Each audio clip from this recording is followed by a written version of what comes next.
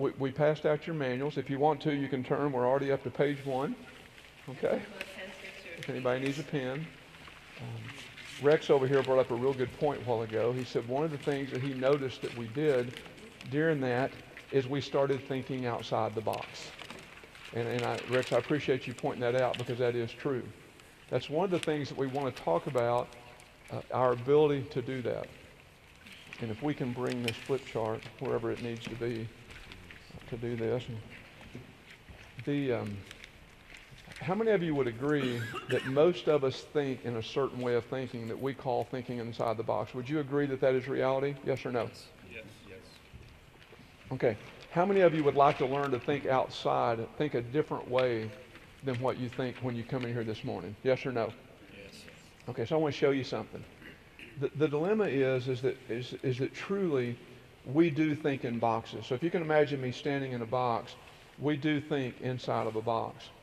And what we try to get people to do, most of the world says, let's learn to think outside that box, right?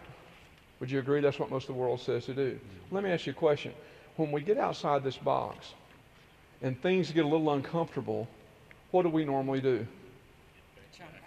Yeah, I love the way you said that, Karen. We hurry, we jump back in the box. We don't just kind of slowly get back in it, we hurry back in.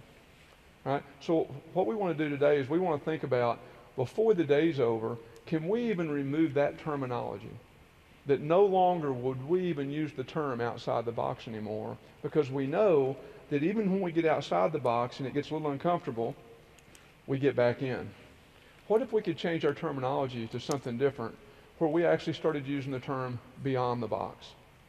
So we start thinking beyond the box. And let me show you what it looks like. Here's what thinking in the box looks like. We're in the box. Here's what thinking outside the box looks like. We're always looking back at it.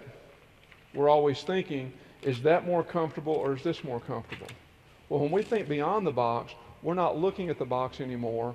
We get ourselves into a place that moving back into the box is just as tough as continuing to move forward, away from it. Everybody catch that? So we're going to challenge you that by today or tomorrow, that you even remove the words outside the box out of your vocabulary and replace them with beyond the box. And then by Friday night, we're going to ask you, by the end, is to start saying, okay, I even want to remove that vocabulary. I want to go into something that's even beyond that. And what we like to say is thinking beyond the bubble. Now, does anybody know how a bubble is formed? Anybody here know how a bubble is formed? You see a bubble floating around. You know how it's formed?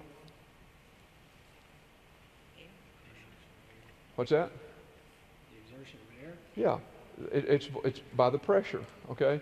When you see a bubble, what you're seeing is something that formed where the pressure on the inside is exactly the same as the pressure on the outside. And for that bubble to break, what has to happen? Pressure has to be greater on one or the other. So the pressure has to change. So either the pressure on the outside or the pressure on the inside changes, and when that happens, what happens?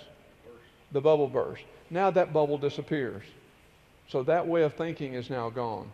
Some pressure came either from inside or outside, and now our way of thinking just got busted. Now what must we do? If that bubble doesn't exist, there is no box. It doesn't exist anymore. That bubble's gone. What do we have to do now? Make a new bubble. We have to get in a new bubble. See, so what we want to do is we want to start thinking about, okay, if we know that getting out, that we know we don't want to stay in the same old way of thinking. Now, I'll say this to you, and I say it to everybody, whether there's 25 people or 10,000 people, it doesn't matter to me. If things are perfect for you, if your marriage is good and work is good and your kids are good and PTO is good and the ministry you work in is good and the school you go to is good, all those different areas, if all that's really just clicking for you right along and you don't need any changes, I mean, literally, it won't hurt our feelings at the next break if you said, you know, I don't really need to be here. Because the box I'm in, I like this. I mean, this box is working for me. Everything's just going just beautifully. Don't need any improvements, don't want any changes. But if that's not the case, I want you to think, okay, we're going to get outside the box. Got it? And we're going to commit to one another today that once we get out there, we're going to hold each other accountable to stay out there. And if anybody tries to get back in, we're going to say, no, we're staying out. With the commitment that we're going to get beyond the box. That we're going to get far away from where we started this morning.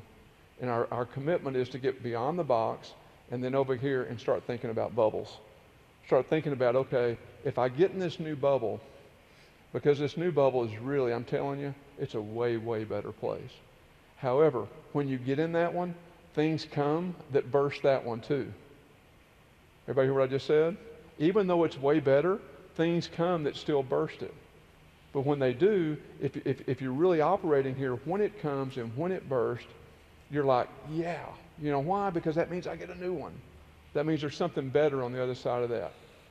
And so what we want to do is we want to think, okay, in the box, outside the box, beyond the box, beyond the bubble. And be open to letting the bubble burst.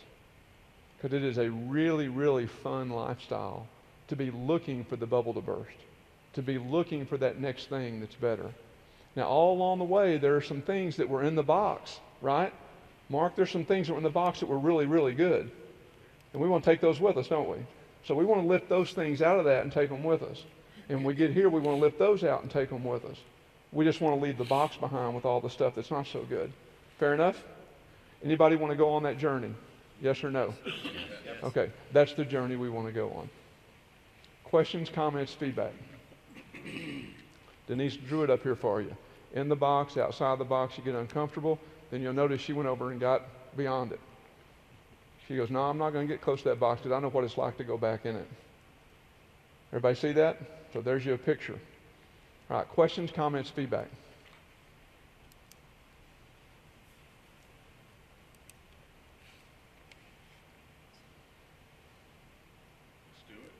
Let's do it.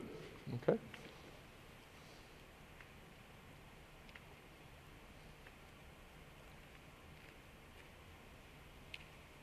The hard part's not getting back in that box. What if I told you that once you get far enough beyond it, what if I told you that once you get far enough beyond it, it actually is more painful to go back to it than it is to keep moving? That's a hard thing to believe for most people early on. But it actually is more painful to go back than to keep moving once you get to a certain place. Sure. I was going to comment that reminds me of a New Yorker cartoon where a cat was sitting outside the litter box. And the guy's telling him, no, never outside the box. Yeah. So. Yeah, we get conditioned like those cats sometimes, don't we? That's good. But if you teach the cat to go outside the house. Right. Yeah, outside even that box. Beyond the box. That's good. Good. Questions, comments, feedback? I'm going to be honest, I'm sure there's some people here too, probably that are new to this, that are a little resistant to change. And knowing that, kind of when you said the first rule, there's people that feel like, this is good, this is good, this is good, this is good, I'm going to stay right here. And, I kind of feel that way. And, especially when you feel pressure from somebody else saying you need to move outside. No, I'm staying right here. You need to move. You just keep moving. You know what I mean? So I think a lot of times that gives you a resistance to change because you're like, I just like things right the way they are. I don't want to, you know what I mean? But even though I know I need to move outside the box, Yeah. there's a resistance to change. Absolutely. And actually, there's personality profiling that we do with people that actually shows what your resistance to change is, kind of the way you're shaped. And some people, resistance to change is huge, and others have none. Okay, and both ends of that spectrum can be a problem. If you've got no resistance, in other words, you're always looking for change, it's hard to get any stability at all around those people. And the people who are totally resistant to change, it's hard to get them to move forward. One of the things that we will teach over the 3 days, and I'll just go ahead and say it right now, is we really give counsel for husbands and wives not to try to teach each other how to do this. Not to be the ones putting that pressure on, because usually if that's the one putting the pressure on, that's the one that typically early on we're the most resistant to. Now there is a certain place that we should be embodying that we be embodying our husband and wives to be the ones. But early on, we just encourage that it doesn't come from that until we get over here somewhere. But because just outside the box is very difficult. Good. Anything else?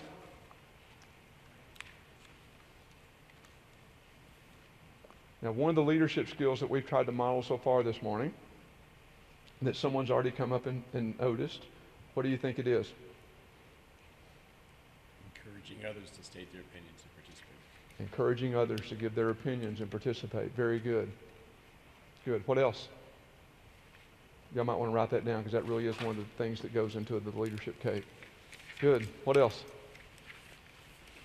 You're giving us visuals also, because being a visual learner, visuals are always good to actually write them down. Good. Some people learn better by pictures, and other people learn better by words.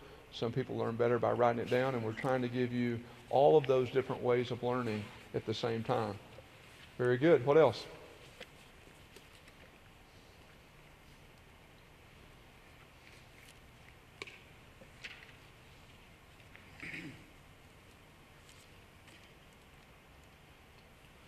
You're involving us. Good. We're involving you. Good. What else? I'm modeling it right now. What else? Same question. I'm asking questions. Good. What else?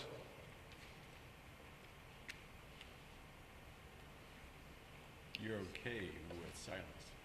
I'm okay with what? You're okay with silence. I'm very okay with silence. Did you get that? One of the hardest skill sets to teach leaders is listening. To be okay with silence. Look at the neat stuff that got put on the board a while ago when we just waited. The 4 or 5 things that got added that never would have gotten put up there had we not just sat and listened for a minute.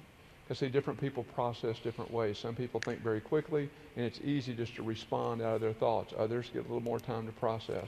So listening to one another is one of those big capital leadership skills that you can learn, that we can all learn very early, very quickly. It's pretty easy to apply once we acknowledge it. Fair enough?